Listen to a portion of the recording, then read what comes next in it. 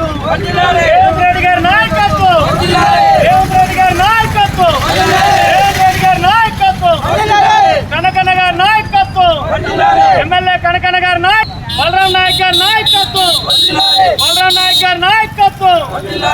జై కాంగ్రెస్, జై కాంగ్రెస్, జై సోనియమ్మ, సోనియమ్మ గారి నాయకత్వం, రాహుల్ గాంధీ గారి నాయకత్వం, రాహుల్ గాంధీ గారి నాయకత్వం. ఎన్నికల్లో తీన్మార్ మల్లన్నకు ఓటేసి గెలిపించినటువంటి గ్రాడ్యుయేట్స్ అందరికీ కూడా కాంగ్రెస్ పార్టీ తరఫున కాంగ్రెస్ పార్టీ జిల్లా కార్యదర్శిగా కృతజ్ఞతలు, అభినందనలు తెలియజేస్తున్నాం.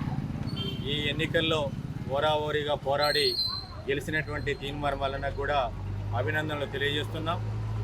తీన్మార్ మల్లన్న గత 10 సంవత్సరాలుగా టీఆర్ఎస్ కేసీఆర్ నిరంకుశ పాలనకు వ్యతిరేకంగా కేసీఆర్ ఈ రాష్ట్రంలో అవలంబించినటువంటి అవినీతి ప్రభుత్వాన్ని కూకటి వేళ్లతో కూల్చివేసేందుకు రాష్ట్ర వ్యాప్తంగా పెద్ద ఎత్తున తన మీడియా ద్వారా అవినీతిపైన అనేక వార్తలు రాసి కేసీఆర్ ప్రభుత్వాన్ని ఇలా ఎండగట్టడంలో, కేసీఆర్ ప్రభుత్వాన్ని గద్దెదించడంలో తీన్మార్ మల్లన్న ప్రముఖమైనటువంటి పాత్రని నిర్వహించాడు. ఆ ప్రభుత్వ వ్యతిరేకంగా చేసినటువంటి ఫలితంగానే ఇలా కాంగ్రెస్ పార్టీ అతన్ని గుర్తించి ఎమ్మెల్సీ అభ్యర్థిగా కాంగ్రెస్ పార్టీకి ఇవ్వడం అనేటువంటి జరిగింది.